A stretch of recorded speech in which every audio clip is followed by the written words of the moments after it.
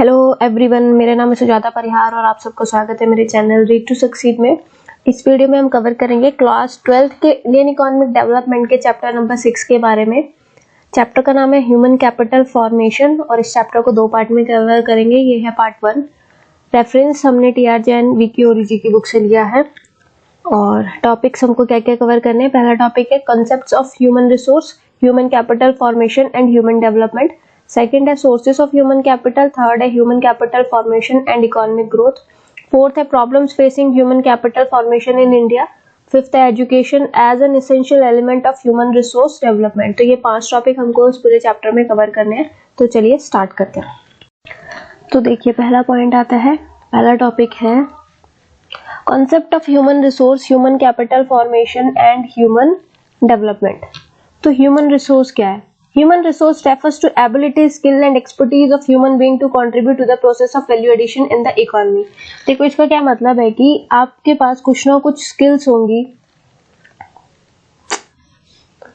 कुछ ना कुछ एबिलिटी होंगी, ठीक है, एक्सपर्ट होंगे आप किसी ना किसी चीज में, ठीक है। तो इससे क्या होगा, आप अपनी स्किल और एक्सपर्टीज को यूज करके वैल्यू ऐड करवाओगे हमारी इकोनॉमी में। वैल्यू एडिशन का क्या मतलब होता है कि आपने, अगर आपके पास मान लो आप सीए हो, ठीक है, और आप मान लो 1 लाख रुपीज एक मंथ में अर्न करते हो, तो आपने ये 1 लाख रुपीज हमारी जो इकोनॉमी है उसमें जनरेट करवाए ना। आप सीए नहीं होते, आपके पास कोई स्किल नहीं होती, तो ये 1 लाख रुपए आप नहीं कमा रहे होते, आप भी नहीं कमा रहे होते, और हमारी इकोनॉमी में भी ये वैल्यू ऐड नहीं करते। हमारी इकोनॉमी में कौन से पैसे आते हैं? जो आप सब अर्न करते हो, वही सब तो सर्कुलेट होते रहते हैं ना।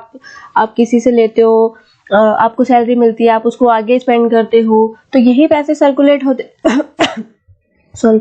रहते हैं। तो अगर आपके पास ये क्वालिफिकेशन ही नहीं होती, आपके पास स्किल ही नहीं होती, आप एक्सपर्ट ही नहीं होते किसी पर्टिकुलर चीज के, तो आप वो चीज अर्न नहीं कर पाते, तो आप वैल्यू ऐड ही नहीं करवा पाते हमारी इकोनॉमी में, ठीक है। Example, farmer has the ability to grow food and an agriculture scientist has the ability to give us HYV seeds. देखो फार्मर की एबिलिटी होती है कि वो फूड्स को ग्रो करता है, ये उसकी स्किल है।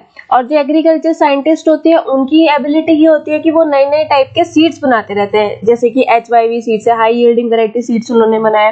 जैसे डॉक्टर की एबिलिटी होती है वो पेशेंट को ठीक करेगा, ठीक है, वैसे फार्मासिस्ट की एबिलिटी होती है कि वो मेडिसिन बनाएगा, जो कि मेडिसिन प्रिपेयर करेगा जो कि डॉक्टर ने प्रिस्क्राइब करी है। तो हर किसी की अपनी अलग अलग एबिलिटी है और सब लोग उसके अकॉर्डिंग काम करते हैं। नेक्स्ट आता है human capital formation. Human capital formation क्या होता है? ह्यूमन कैपिटल क्या होता है? सबसे पहले human capital refers to the stock of skill and expertise. किसका स्टॉक? स्किल और एक्सपर्टीज का stock of a nation at a point of time. किसी एक पर्टिकुलर नेशन का एक पर्टिकुलर टाइम पीरियड में जो स्किल एंड एक्सपर्ट्स लोग हैं उनका कितना स्टॉक है, ठीक है, जो स्किल्ड एंड एक्सपर्ट लोग हैं उनका स्टॉक कितना है, ये होता है हमारी ह्यूमन कैपिटल। कि अगर मान लो सिर्फ हम सीए की बात कर लेते हैं, हमें ये जानना है कि एक पर्टिकुलर नेशन में एक पर्टिकुलर पॉइंट ऑफ टाइम में कितने सीए प्रेजेंट है। हम मान लेते हैं, हम बोल देंगे कि इस टाइम पे 10,000 सीए प्रेजेंट है, ठीक है, तो ये ह्यूमन कैपिटल हो गया। अभी सिर्फ एग्जांपल मैं इसका दे रही हूँ, बाकी बहुत सारी ऐसी चीजें होती है जो स्किल और एक्सपर्टीज पे होती है, इंजीनियर्स, डॉक्टर, सब लोग, ठीक है। तो it is the sum total of skill and expertise of, देखो यहाँ पे आगे बात, ये सिर्फ मैंने एक एग्जांपल दिया था, लेकिन ये ह्यूमन कैपिटल सबका टोटल होता है। इंजीनियर, डॉक्टर, प्रोफेसर, वर्कर, जो भी है, जो कि लगे हुए हैं अपनी एक्सपर्टीज को हमारी इकोनॉमी की वैल्यू एडिशन करने में, ठीक है। एक छोटा सा वर्कर जो होगा, जो इलेक्ट्रिसिटी का काम कर रहा है, वो इलेक्ट्रिसिटी में स्किल्ड है ना, तो वो भी काउंट होगा इसमें। उसके पास इलेक्ट्रिसिटी से रिलेटेड जितनी भी चीजें हैं उसकी एक्सपर्टीज है, वो उसका काम अच्छे से कर सकता है, तो वो भी इसमें काउंट होगा। तो ह्यूमन कैपिटल क्या होता है कि वो सारे लोग जिनके पास कुछ ना कुछ स्किल्स है, एक्सपर्टीज है, और वो हमारी वैल्यू एडिशन में, हमारी इकोनॉमी की वैल्यू एडिशन में हेल्प करते हैं। नेक्स्ट आते हैं human capital formation. Human capital formation is simply the process of adding to the stock of human capital. Human capital formation ये है कि स्टॉक ऐड करते रहो और ज्यादा ह्यूमन कैपिटल लाते रहो। 10,000 सीए 12,000 करो, 10,000 इंजीनियर हैं, 15,000 करो, डॉक्टर कितने 50,000 है, 60,000 करो। तो ह्यूमन कैपिटल फॉर्मेशन क्या होता है कि स्टॉक जो है आपका ह्यूमन कैपिटल का, उसमें एड ऑन करते रहो। While human capital is a stock concept, human capital formation is a flow concept. Human capital जो होता है stock concept होता है, human capital formation flow concept होता है कि ये चलता रहता है। Thus, human capital formation occurs when more doctors are produced and when more and more engineers are added to their existing stock in the economy. Human capital formation कब आता है? जब ज्यादा डॉक्टर प्रोड्यूस हो रहे हैं, ज्यादा से ज्यादा इंजीनियर्स आ रहे हैं हमारी इकोनॉमी में, ठीक है। तो अभी जैसे मैंने बताया था कि जैसे 10,000 है तो ये बढ़ गए 12,000 हो गए, कितने से बढ़ गए? 2,000 से बढ़ गए, तो ये 2,000 क्या हो गई हमारी ह्यूमन कैपिटल फॉर्मेशन। एग्जाम्पल देखो, if human capital stock of a nation consist of 10,000 skill workers at the beginning of 2020। अगर हम मान लें कि 2020 के बिगिनिंग में हमारे पास 10,000 स्किल्ड वर्कर्स थे, ठीक है, लेकिन एट द बिगिनिंग ऑफ 2021, ये 2020 के बिगिनिंग में थे, लेकिन 2021 के बिगिनिंग में हमारे पास कितने आए? 12,000। तो एक साल में कितने बढ़ गए? 2,000 बढ़ गए स्किल्ड वर्कर्स। तो क्या हो गया इससे? हम ह्यूमन कैपिटल कितनी बढ़ी? 2,000, जैसे कि मैंने यहाँ पे आपको समझाया था, ठीक है। ह्यूमन डेवलपमेंट में क्या होता है कि ह्यूमन डेवलपमेंट, आप एक स्किल्ड पर्सन हो, ठीक है, आपके पास नॉलेज है, सब कुछ है, बट तो वो ह्यूमन डेवलपमेंट है कि मतलब कि आपके पास एबिलिटी है, स्किल्स है, सब कुछ है। लेकिन ह्यूमन कैपिटल और ह्यूमन डेवलपमेंट में एक फर्क होता है, वो ये होता है कि ह्यूमन डेवलपमेंट जो होता है वो जरूरी नहीं है कि वैल्यू एडिशन दे, उसका कंट्रीब्यूशन वैल्यू एडिशन में जरूरी नहीं है कि हो। मान लो आप इंजीनियर हो, आपके पास स्किल तो है, लेकिन अभी आप अर्न नहीं कर रहे हो, तो आप इकोनॉमी में वैल्यू एडिशन थोड़ी दे रहे हो, अर्न नहीं कर रहे हो, अभी आप एम्प्लॉयड नहीं हो, अनएम्प्लॉयड हो, तो आप वैल्यू एडिशन नहीं दे रहे हो, तो ये ह्यूमन डेवलपमेंट होता है, ठीक है। Both human capital and human development are related to abilities, दोनों ही एबिलिटी से रिलेटेड होते हैं, स्किल्स एंड एक्सपर्टीज से ह्यूमन बीइंग की। Yet there is a clear distinction between the two concept, लेकिन दोनों में कुछ डिफरेंस है। Human capital is a means to an end, it is a means in the process of value addition in the economy. मतलब क्या होता है कि ये वैल्यू एडिशन करता है। Human development on the other is an end result, skill and expertise of human being in itself is an achievement irrespective of contribution in the process of value addition. मतलब देखो, आपकी achievement यही है कि आप expert हो, skills हैं आपके पास। Thus an educated man with skill and expertise leads a more meaningful and more satisfying life than the one who is not. An educated man enjoy various and wider choice in the life which tend to enhance his welfare than the one who is not. अगर आप educated हो तो आपके पास ज्यादा options होंगे as compared to those जो कि educated नहीं है, ठीक है। तो ये दोनों में यही फर्क है। सेकेंड पॉइंट आता है सोर्सेस ऑफ ह्यूमन कैपिटल की ह्यूमन कैपिटल में हम कैसे ऐड ऑन कर सकते हैं, ठीक है, ह्यूमन कैपिटल को कैसे इंक्रीज कर सकते हैं। सोर्सेस ऑफ ह्यूमन कैपिटल, इसको हम बोलते हैं डिटर्मिनेंट्स ऑफ ह्यूमन कैपिटल भी बोलते हैं। Refers to the ways of adding to the stock of human capital in the economy, कि हम इकोनॉमी में ह्यूमन कैपिटल को कैसे ऐड करें, वो सारे तरीके।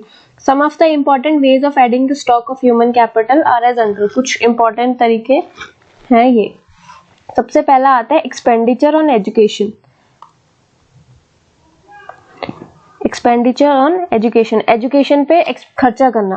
तो जब आप अच्छी पढ़ाई करोगे तो अच्छी पढ़ाई करने से आपको अच्छी जॉब मिलेगी, फिर ज्यादा आप अर्न कर पाओगे। इंजीनियर बनने के लिए पढ़ना तो पड़ेगा ना, एजुकेशन पे एक्सपेंड तो करना पड़ेगा ना, खर्चा तो करना ही पड़ेगा। सीए बनने के लिए भी करना पड़ेगा, डॉक्टर बनने के लिए भी करना पड़ेगा, लॉयर बनने के लिए भी करना पड़ेगा। कुछ भी चीज करने के लिए आपको पहले एजुकेशन पे स्पेंड करना पड़ेगा, तभी आप अब कुछ बन पाओगे फिर, और आप इकोनॉमी में अपना योगदान दे पाओगे, वैल्यू एडिशन कर पाओगे। Expenditure on education is the most effective way of raising a productive workforce in the country. ये सबसे इफेक्टिव वे होता है हमारी कंट्री की वर्कफोर्स को इंक्रीज करने के लिए। It is therefore a very important determinant of human capital formation. ये बहुत इंपॉर्टेंट डिटर्मिनेंट है ह्यूमन कैपिटल फॉर्मेशन का। Most family decide to incur huge expenditure on education even when they have to raise loans. बहुत सारे लोग तो loan लेके मतलब एक्सपेंडिचर पे खर्चा करते, एजुकेशन पे एक्सपेंडिचर करते हैं, मतलब ठीक है, इतना खर्च कर लेते हैं कि उनको लोन लेना पड़ता है। रीजन क्यों? Return on such expenditure are substantially large. क्योंकि अगर आप अभी लोन लेके खर्चा कर रहे हो लेकिन उसके बाद जब आप इनमें से कुछ भी बन जाओगे तो इस पे जो रिटर्न्स आएंगे वो तो बहुत ज्यादा होंगे ना। Education enables an individual to make a good living throughout his life। तो एजुकेशन एक इंसान को मतलब ऐसा बना देती है कि वो पूरी लाइफ अच्छी जिंदगी जी सके। His total earning during his lifespan would far exceed his initial expenditure on education। जितना एजुकेशन पे उन्होंने खर्चा किया है उसकी टोटल अर्निंग जो होगी पूरी लाइफ की वो कहीं ज्यादा होगी उस एक्सपेंडिचर से। एक्सपेंडिचर ऑन हेल्थ, देखो अगर आप जितने मर्जी पढ़े लिखे हो, आपकी हेल्थ अच्छी नहीं है, आप काम नहीं कर पाओगे। आप जो मर्जी हो, जिस मर्जी पोस्ट पे हो, आईएएस ऑफिसर हो, आप जो मर्जी हो, लेकिन अगर आपकी हेल्थ अच्छी नहीं है आप नहीं कर पाओगे काम। तो अपने हेल्थ पे खर्चा करना बहुत ज्यादा इम्पोर्टेंट है। A sound mind in a sound body, ये एक कहावत है, ठीक है। Expenditure on health makes a man more effective and therefore more productive. अगर आप हेल्थ पे एक एक्सपेंडिचर करते हो तो एक इंसान एफिशिएंट भी बनता है, ज्यादा एफिशिएंट बनता है और ज्यादा प्रोडक्टिव भी बनता है। His contribution in the value addition process tends to rise, और कंट्रीब्यूशन जो होता है वैल्यू एडिशन की प्रोसेस में वो बढ़ जाता है। He adds more to GDP of the nation than a sick person. वो ज्यादा अपना 100 अपनी पूरी कोशिश करेगा, ज्यादा अपना वैल्यू एडिशन देने की कोशिश करेगा एज कम्पेयर टू 6%। अपना बेस्ट देने की कोशिश ज्यादा करेगा एज कम्पेयर टू 6%। 6% ज्यादा नहीं दे पाएगा, ज्यादा बेस्ट नहीं दे पाएगा। Expenditure on health in the form of preventive medicine, vaccination, curative medicine जैसे कि medical intervention at the time of illness, social medicine, spread of health literacy and provision of hygiene and sanitation is an important determinant of human capital formation. अपनी vaccination complete होनी चाहिए। अगर आप बीमार हो तो आपको मेडिकल ट्रीटमेंट जो लेना चाहिए वो अच्छे से पूरा आपको मेडिकल ट्रीटमेंट अच्छे से लेना चाहिए। अपने हेल्थ का ध्यान रखना चाहिए, हाइजीन, सैनिटेशन, इन सब का पूरा ध्यान रखना चाहिए। नेक्स्ट आता है on the job training. On the job training helps workers to, क्या लिखा है ये,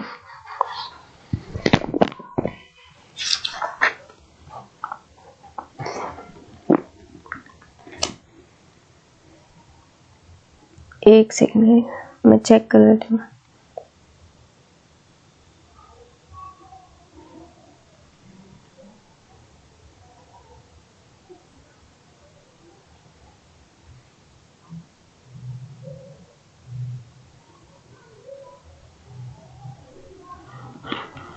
ठीक है, sharpen।